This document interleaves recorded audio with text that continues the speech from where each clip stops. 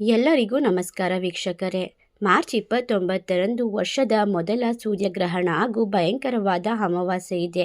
ಈ ಒಂದು ದಿನದಿಂದ ಈ 5 ರಾಶಿಯವರ ಬಾಳು ಬೆಳಗುತ್ತದೆ ಎಂದು ಹೇಳಲಾಗುತ್ತದೆ. 2025ರ ಮೊದಲ ಸೂರ್ಯಗ್ರಹಣವು ಇದೇ ಮಾರ್ಚ್ 29ರಂದು ಸಂಭವಿಸಲಿದ್ದು, ಇದರಿಂದಾಗಿ ಯಾವ ರಾಶಿಗೆ ಸೇರಿದಂತಹ ಜನರಿಗೆ ಬಂಪರ್ ಲಾಭ ದೊರಕಲಿದೆ ಎಂದು ತಿಳಿದುಕೊಳ್ಳೋಣ.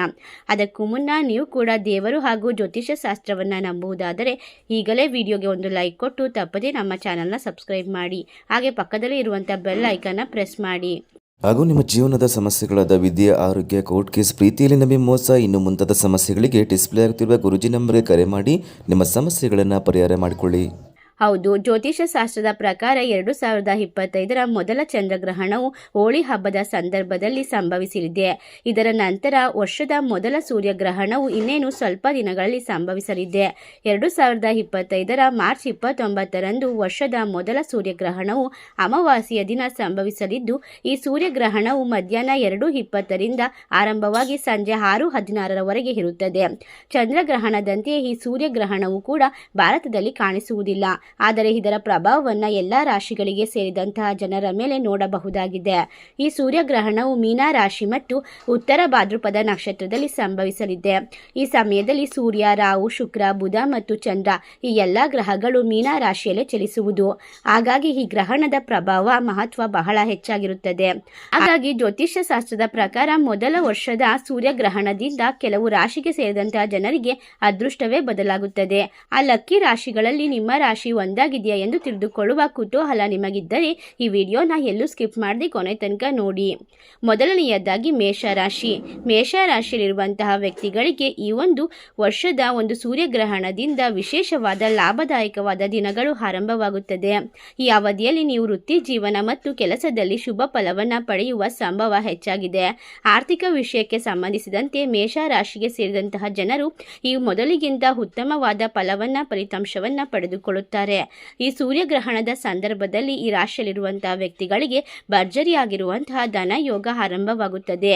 ಅವಿವಾಹಿತರಿಗೆ, ಮೇಷರಾಶಿಗೆ ಸೇರಿದಂತಹ ಜನರಿಗೆ ವಿವಾಹಕ್ಕಾಗಿ ಉತ್ತಮ ಸಂಬಂಧಗಳು ಬರುವುದರ ಜೊತೆಗೆ ನಿಮಗೆ ವಿವಾಹ ಭಾಗ್ಯ ಕೂಡಿ ಬರುತ್ತದೆ. ಈ ರಾಶಿಗೆ ಸೇರಿದಂತಹ ಜನರು ಸೂರ್ಯಗ್ರಹಣದ ಪ್ರಭಾವದಿಂದಾಗಿ ಶಿಕ್ಷಣಕ್ಕೆ ಸಂಬಂಧಿಸಿದಂತಹ ಕ್ಷೇತ್ರಗಳಲ್ಲಿ ಉತ್ತಮವಾದ ಯಶಸ್ಸನ್ನು ಗಳಿಸುವ ಸಂಭವ ಸಾಕಷ್ಟು ಹೆಚ್ಚಾಗಿರುತ್ತದೆ. ಹೌದು, ಈ ರಾಶಿಯಲ್ಲಿರುವಂತಹ ವ್ಯಕ್ತಿಗಳಿಗೆ ಈ ಒಂದು ಸೂರ್ಯಗ್ರಹಣದಿಂದ ಇವರ ಬಾಳು ವಜ್ರದಂತೆ ಬೆಳಗುತ್ತದೆ ಎಂದು ಹೇಳಬಹುದು. ಮುಂದಿನ ರಾಶಿ ಕಟಕ ರಾಶಿ. ಕಟಕ ರಾಶಿಗೆ ಸೇರಿದಂತಹ ಜನರಿಗೆ ಈ ಒಂದು ಸೂರ್ಯಗ್ರಹಣ ಹಾಗೂ ಅಮಾವಾಸ್ಯೆಯಿಂದ ಸಾಕಷ್ಟು ಶುಭ ಫಲಿತಾಂಶಗಳು ದೊರೆಯುತ್ತದೆ.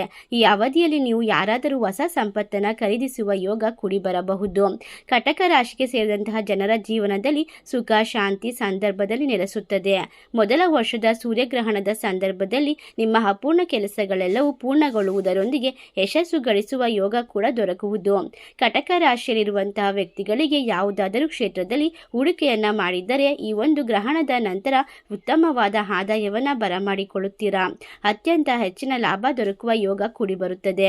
ಹಾಗೆ ಕೆಲಸವನ್ನ ಹುಡುಕುತ್ತಿರುವಂತಹ ವ್ಯಕ್ತಿಗಳಿಗೂ ಕೂಡ ಅತ್ಯುತ್ತಮವಾದ ಅವಕಾಶ ಲಭಿಸುತ್ತದೆ.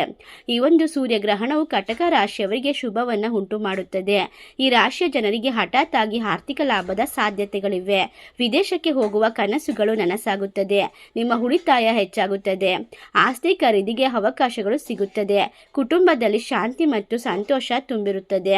ಮುಂದಿನ ರಾಶಿ ಮಕರ ರಾಶಿ. ಮಕರ ರಾಶಿಗೆ ಸೇರಿದಂತಹ ಜನರು ಈ ಸೂರ್ಯಗ್ರಹಣ ಸಂದರ್ಭದಲ್ಲಿ ತಮ್ಮ ಕೆಲಸದ ಸ್ಥಳವನ್ನು ಉನ್ನತ ಅಧಿಕಾರಿಗಳೊಂದಿಗೆ ಉತ್ತಮ ಸಂಬಂಧವನ್ನು ಹೊಂದಲು ಸಾಧ್ಯವಾಗುತ್ತದೆ. ಇದರಿಂದ ನಿಮಗೆ ಸಾಕಷ್ಟು ಶುಭ ಫಲಗಳು ಪ್ರಾಪ್ತಿಯಾಗುತ್ತದೆ. ವೈವಾಹಿಕ ಜೀವನಕ್ಕೆ ಸಂಬಂಧಿಸಿದಂತೆ ಮಕರ ರಾಶಿಗೆ ಸೇರಿದಂತಹ ಜನರಿಗೆ ಸಂತೋಷವು ಸಾಕಷ್ಟು ವೃದ್ಧಿಯಾಗುತ್ತದೆ. ಹಾಗೆ ಈ ಅವಧಿಯಲ್ಲಿ ಮಕರ ರಾಶಿಯಲ್ಲಿರುವಂತಹ ವ್ಯಕ್ತಿಗಳಿಗೆ ಲಾಭಕ್ಕಾಗಿ ಉತ್ತಮ ಅವಕಾಶಗಳನ್ನು ಪಡೆಯುವ ಸಂಭವ ಹೆಚ್ಚಾಗಿದೆ. ಇದರಿಂದಾಗಿ ನಿಮ್ಮ ಆರ್ಥಿಕ ಸ್ಥಿತಿ ಉತ್ತಮವಾಗುತ್ತದೆ ಮತ್ತು ಬಲಗೊಳ್ಳುವ ಸಂಭವ ಇರುವುದರಿಂದ ನಿಮ್ಮ ವೃತ್ತಿ ಜೀವನದಲ್ಲಿ ಅತ್ಯಂತ ಹೆಚ್ಚಿನ ಲಾಭವನ್ನು ಪಡೆಯುವ ಯೋಗಗಳು ಬರುತ್ತದೆ. ಹಾಗೆ ಈ ಸೂರ್ಯಗ್ರಹಣ ಶುಭ ಪ್ರಭಾವದಿಂದಾಗಿ ಮಕರ ರಾಶಿಯಲ್ಲಿರುವಂತಹ ವ್ಯಕ್ತಿಗಳಿಗೆ ಎಲ್ಲ ಕೆಲಸದಲ್ಲೂ ಕೂಡ ಯಶಸ್ಸು, ಜಯ ಸಿಗುತ್ತದೆ. ನಿಮ್ಮ ಸಾಕಷ್ಟು ರೀತಿಯ ಒಂದು ಲಾಭದಾಯಕ ದಿನಗಳನ್ನು ಬರಮಾಡಿಕೊಳ್ಳಬಹುದು. ಸಾಕಷ್ಟು ವಿಷಯಗಳಲ್ಲಿ ಯಶಸ್ಸನ್ನು ಗಳಿಸಿಕೊಂಡರೂ ಕೂಡ ನ್ಯಾಯಾಲಯದ ಪ್ರಕರಣಗಳಲ್ಲಿ ಯಶಸ್ಸನ್ನು ಸಾಧಿಸಲು ಸ್ವಲ್ಪ ಕಷ್ಟವೆನಿಸಿದರೂ ದೇವರುಗಳ ಆಶೀರ್ವಾದ ಹಾಗೂ ಸೂರ್ಯದೇವನ ಕೃಪಕಟಾಕ್ಷದಿಂದ ಈ ರಾಶಿಯಲ್ಲಿರುವಂತಹ ವ್ಯಕ್ತಿಗಳಿಗೆ ವೇತನದಲ್ಲಿ ಹೆಚ್ಚಳ ಹಾಗೂ ಬಡ್ತಿ ಸಿಗುವ ಸಾಧ್ಯತೆ ಇದೆ. ಇದೆ. ಹೊಸದಾದ ಹೂಡಿಕೆ ಅಥವಾ ಹಳೆಯ ಹೂಡಿಕೆಯಿಂದ ಲಾಭ ಪಡೆಯಬಹುದು.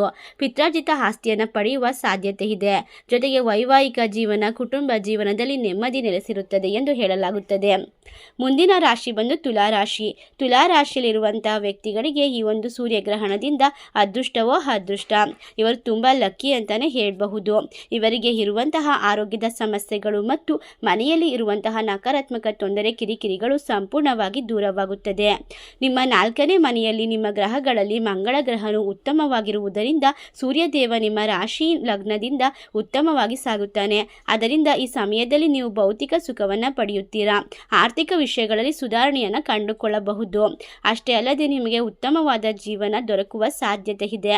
ನಿಮ್ಮ ಜೀವನದಲ್ಲಿ ದೊಡ್ಡ ಬದಲಾವಣೆಯನ್ನು ಕಂಡುಕೊಳ್ಳಬಹುದು. ಸೂರ್ಯ ಮತ್ತು ಮಂಗಳ ಗ್ರಹವು ಈ ರಾಶಿ ಚಕ್ರ ಚಿಹ್ನೆಯಲ್ಲಿ ಬದಲಾವಣೆಯನ್ನು ತಂದುಕೊಡುತ್ತಾರೆ, ಅನುಕೂಲತೆಯನ್ನು ನೀಡುತ್ತಾರೆ ಎಂದು ಹೇಳಲಾಗುತ್ತದೆ. ಇನ್ನು ಮುಂದಿನ ರಾಶಿ ಬಂದು ಮಿಥುನ ರಾಶಿ. ಮಿಥುನ ರಾಶಿಯಲ್ಲಿರುವಂತಹ ವ್ಯಕ್ತಿಗಳಿಗೆ ಈ ಒಂದು ಸೂರ್ಯಗ್ರಹಣ ಹಾಗೂ ಭಯಂಕರ ಅಮಾವಾಸ್ಯೆಯಿಂದ ಕಷ್ಟಗಳೆಲ್ಲ ಕಳೆದು ಸುಖವಾದ ನೆಮ್ಮದಿಯ ಜೀವನ ಪ್ರಾಪ್ತಿಯಾಗುತ್ತದೆ. ನೀವು ಹಲವಾರು ವರ್ಷಗಳಿಂದ ಕೆಲಸ ಮಾಡಿದರೂ ಕೂಡ ನಿಮಗೆ ಯಾವುದೇ ರೀತಿಯ ಬಡ್ತಿ ಅಥವಾ ಹಣದ ಲಾಭ ದೊರೆಯದೇ ಇದ್ದರೆ ಈ ಒಂದು ಸಂದರ್ಭದಲ್ಲಿ ಹೆಚ್ಚಿನ ಹಣ ಲಾಭವನ್ನು ಕಂಡುಕೊಳ್ಳುತ್ತೀರಾ. ಇದರಿಂದ ನಿಮ್ಮ ಜೀವನದಲ್ಲಿ ಒಂದು ದೊಡ್ಡ ಮಟ್ಟದ ತಿರುವು ನಿಮಗಾಗಿ ಕಾದಿರುತ್ತದೆ. ಹೊಸದಾದ ಐಷಾರಾಮಿ ವಸ್ತುಗಳನ್ನು ಮನೆಗೆ ಖರೀದಿಸುತ್ತೀರಾ. ಮನೆಯಲ್ಲಿ ಎಲ್ಲ ಸಮಸ್ಯೆಗಳು ದೂರವಾಗುತ್ತದೆ. ನಿಮ್ಮ ಕುಟುಂಬ ಜೀವನ ಉತ್ತಮವಾಗಿರುತ್ತದೆ. ಆದರೂ ಕೂಡ ಈ ಒಂದು ಕೆಲವು ಪ್ರಮುಖ ಚರ್ಚೆಗಳಲ್ಲಿ ನೀವು ಭಾಗವಹಿಸುವಾಗ ತಾಳ್ಮೆಯನ್ನು ವಹಿಸುವುದು ಉತ್ತಮ ಎಂದು ಹೇಳಲಾಗುತ್ತದೆ. ಯಾರಿಗಾದರೂ ನೀವು ಸಹಾಯವನ್ನು ಮಾಡುವಾಗ ಯೋಚನೆ ಮಾಡಿ ಮುಂದುವರಿಯಿರಿ. ನಿಮ್ಮ ಸ್ನೇಹಿತರೇ ನಿಮಗೆ ಈ ಒಂದು ಸಮಯದಲ್ಲಿ ಮೋಸವನ್ನು ಮಾಡುತ್ತಾರೆ ಎಂದು ಹೇಳಲಾಗುತ್ತದೆ.